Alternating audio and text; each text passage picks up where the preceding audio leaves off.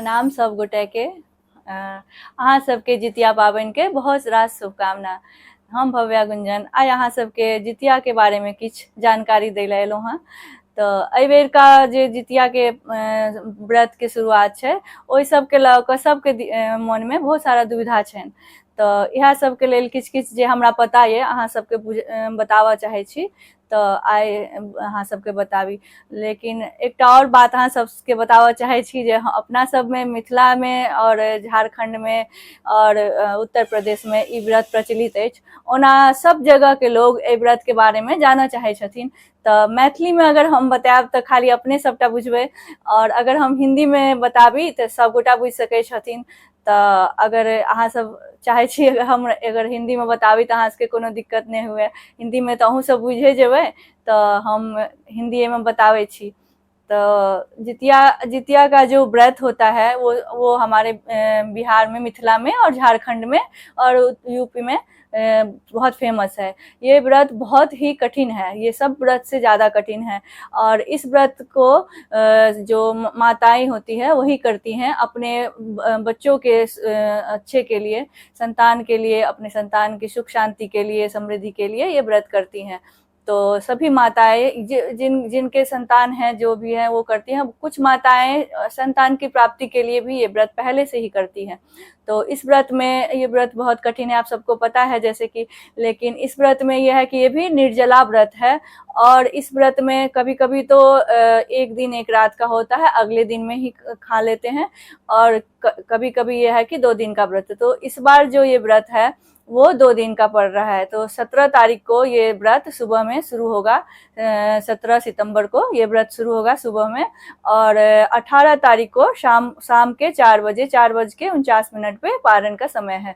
तो ये व्रत 16 सितंबर को शुक्रवार के दिन से स्टार्ट होता है। ये व्रत में नहाय खाए के दिन से हम लोग शुरू करते हैं। तो नहाय खाए के दिन सभी जो व्रती हैं वो नहा धो के स्नान करके, और हम लोगों में तेल खैर भी चढ़ाया जाता है। जो हैं अपने कुछ जिनके घर में बुजुर्ग महिलाएं जो नहीं हैं तो उनके नाम से, या जो भी हैं उनके नाम से तेल खैर चढ़ाया जाता है नदी में। गाँव में ये होता है कि नदी में स्नान करके और सभी औरतें वो तेल खैर चढ़ाती हैं। बहुत लोग चूड़ा चढ़ाने का भी रस्म रिवाज है हमारे यहाँ। और नहाय खाए के दिन क्या होता है कि सभी व्रत में तो लोग सात्विक भोजन करते हैं कि प्याज लहसुन नहीं, अरवा खाना खाएं। लेकिन इस व्रत में ही एक ऐसा है कि हम लोगों के यहाँ मरुआ का रोटी और मछली खाया जाता है और नोनी साग खाया जाता है। तो इस व्रत में नहाय खाए के दिन ये खाया जाता है। बाकी बहुत जगह इसमें भी सात्विक खाना ही खाते हैं। तो जिनके यहाँ जो है, कोई लोग केराव मटर का बनाते हैं, कोई लोग नोनी साग का पकौड़ा या साग बनाते हैं, झिंगनी बनाए, कुछ यही सब जिसके तरफ जो भी होता है वो अपने हिसाब से वो चीज बनाते और खाते हैं। तो नहाय खाए से ये व्रत भी 3 दिन का होता है। नहाय खाए से स्टार्ट होता है और ये पारण के दिन खत्म होता है। तो 16 तारीख को नहाय खाए है और 17 को से व्रत स्टार्ट होगा और 18 तारीख को 4:49 पे पारण है। तो हमारे यहाँ की जो जितनी मिथिलानी है या जो भी है सबको पता है ये। और जो और भी लोग, बहुत लोग जानना चाहते हैं, इसलिए मैं हिंदी में ही बता रही हूँ कि सभी को, आप लोगों को भी समझ में आए। अगर मैं मैथिली में बताऊंगी तो सभी को समझ नहीं आएगी, क्योंकि बहुत लोग जानना चाहते हैं हर जगह का, हर कल्चर का क्या है नहीं है वो सब चीज। तो एक और चीज मैं बताना चाहती हूँ कि इस बार भी बहुत जगह 18 तारीख से भी व्रत कर रहे हैं लोग और 17 को भी कर रहे हैं। तो जो लोग मिथिला पंचांग को मानती हैं वो 17 तारीख को व्रत रखेंगी, और जो लोग बनारसी पंचांग को मानती है वो 18 तारीख को व्रत रखेंगी और 19 को पारण करेंगी। तो पारण व्रत के दिन भी सभी लोग नहा धो के स्नान करके भगवान जी का पूजन करके, और शाम के टाइम में कथा है, इसका कथा भी बहुत अच्छा है। और अभी तो मैं इसमें कथा सुनाऊंगी तो बहुत टाइम लग जाएगा, तो कथा मैं किसी और वीडियो में डालूंगी, या और बहुत जगह होता है कथा, तो आप उसमें भी देख सकते हो, सुन सकते हो। तो सभी लोग कथा सुनती हैं और प्रसाद अपना लेके जाती है। लेकिन वो जो व्रत करती हैं वो तो प्रसाद नहीं खा सकती। तो गाँव में यह है कि बहुत अच्छा लगता है, क्योंकि ग्रुप में है कि एक बहुत सारे मोहल्ले टोले के लोग आते हैं एक ही जगह, और एक पंडित जी होते हैं, वही सारी सबको कथा सुनाते हैं, सब लोग आके बैठते हैं, कीर्तन भजन करते हैं, कथा सुनते हैं। तो इससे क्या है कि भगवान के नाम लेते लेते थोड़ा टाइम भी कट जाता है और उनको कथा सुनने में भी अच्छा लगता है। तो ये सब चीज़ है। गाँव में तो कोई चीज़ें अच्छी लगती है, पर अब जो जहाँ रहते हैं वो वहीं पे अपना करते हैं, जिनके पास नहीं है वो घर में खुद ही अपना कथा पढ़ लेते हैं, या किसी को घर में जो भी है उनसे सुन लेते हैं कथा। तो और पारण के दिन यह है कि जब टाइम हो जाता है, जैसे 4:49 पे पारण है, तो सभी व्रती नहा धो के तैयार होके उस दिन भी ये खीरा और जो काला मटर होता है, ओकड़ी बोलते हैं हम लोग उसको, केराव का, तो उसका प्रसाद चढ़ाते हैं और वो सब कुछ देते हैं। और उसी से, और इसमें यह है कि सबके जगह अपना अपना अलग अलग है, जैसे अपने अपने रीति रिवाज से लोग करते हैं। तो इसमें यह है कि बहुत जगह ये होता है कि जितिया का लॉकेट पहनते हैं। वो लॉकेट घर की बड़ी जो सास या माँ है कोई भी, वो सोने का लॉकेट बना के देती है, नौके के आकार का होता है, तो वो उनको देती हैं कि ये पहने, और उसे लाल धागे में या लाल मोती में पिरो के कि जितिया का व्रत जो भी औरत करेंगी वो ये पहनेंगी। और उसको जिसको जितना मन है, आप रोज भी पहन सकते हैं, या कोई 21 दिन में 11 दिन में जिसको जैसे है वो पहन के रखती हैं, क्योंकि वो संतान के लिए ही बोलते हैं, तो संतान के अच्छे के लिए, उनकी कामना के लिए वो पहनते हैं। तो सब जगह का अलग अलग रीति रिवाज है, तो सभी अपने रीति रिवाज के अनुसार ये व्रत करते हैं। तो हमारे मिथिला में तो बहुत सारे व्रत हैं और बहुत कठिन कठिन व्रत है, फिर भी हमारी माताएं बहनें सभी हम लोग करते हैं उस व्रत को, जिनको जैसे है, जिस अपनी शक्ति के अनुसार उनको जितना होता है वो करती हैं बहुत ज्यादा। तो ये व्रत भी 3 दिन का है, निर्जला व्रत है, आप सभी को पता ही है।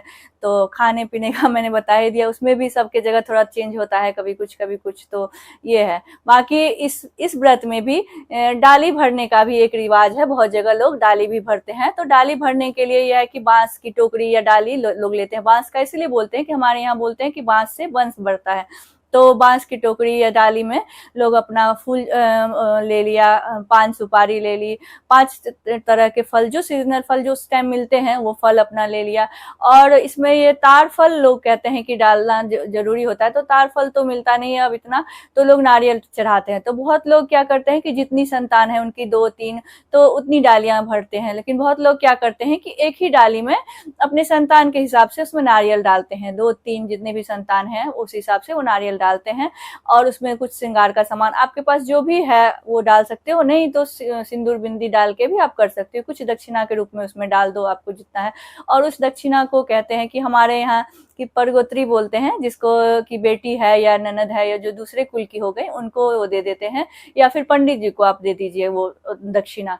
तो ये सब होता है। तेल खर चढ़ाने का मैंने बता ही दिया, चूड़ा चढ़ाते हैं ये भी बता दिया, ये सब नहाए खाए के दिन ही होता है। और पूजा पाठ अच्छे से करके, नियम निष्ठा से करके, बहुत कठिन है ये तो पता ही है कि बिना जल के 2-3 दिन तक रहना बहुत ही कठिन है, फिर भी माताएं करती हैं, सभी लोग करती हैं ये व्रत, जिसको जितनी श्रद्धा शक्ति के अनुसार वो करती हैं।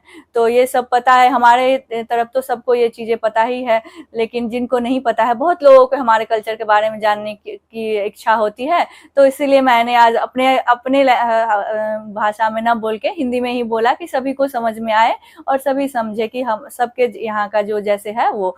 और एक और ये चीज भी होता है कि जैसे 16 तारीख को नहाए खाए है, तो 16 तारीख के रात के बाद जो सुबह होती है ना, सुबह के 4 बजे, जैसे सूर्योदय से पहले ही 4-5 बजे ही उठ के हम लोग, पूरे फैमिली के लोग, पूरे परिवार के लोग हैं, वो दही चूड़ा मिठाई जो भी है वो उठ के खाते हैं, और किसी दीवार में या कहीं अटक के 7 घूंट पानी पीते हैं ये लोग। हम लोग बचपन में भी बहुत करते थे, ये बहुत अच्छा लगता है। अब तो हम लोग बड़े हो गए तो ये सब चीज उतना नहीं हो पाता, जितना है करते हैं, फिर भी हम लोग भी अपने बच्चों को ये सब चीज करवाते हैं। लेकिन व्रती को ये है कि जो कई बार क्या होता है कि व्रत रात से ही शुरू हो जाता है, तो वो उठगन नहीं कर सकती, लेकिन इस बार है कि व्रत सुबह से शुरू है, तो इस बार उठगन भी है, तो जो व्रत करेंगी वो भी उठगन कर सकती है।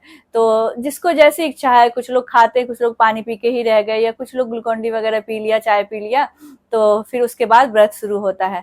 तो और एक चीज ये भी बोलते हैं कि जिनको शुरू करना है ये व्रत, तो शुरुआत इस बार अच्छे से हो रहा है, शनिवार के दिन है, तो शनिवार और मंगलवार के दिन लोग अच्छा मानते हैं कि व्रत शुरू करना अच्छा माना जाता है। तो इस बार भी शनिवार के दिन पड़ रहा है, तो जिनको शुरू करना है तो वो कर सकती हैं, शनिवार से ये व्रत है।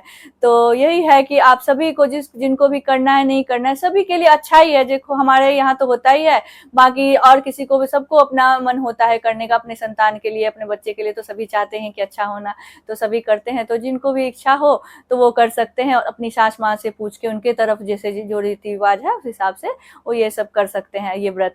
तो ये सब चीजें जो मैंने अभी शॉर्टकट में या जितना जो है मुझे पता था मैंने बताया, इसकी कहानी भी है, तो अगर आप कहोगे तो मैं डाल भी सकती हूँ, बाकी बहुत जगह है डला हुआ भी। तो ये थी कुछ जितिया के बारे में। इसमें इसे जीवित पुत्रिका भी बोलते हैं, ज्यूतिया भी बोलते हैं, और हमारे यहाँ जितिया बोलते हैं इसको।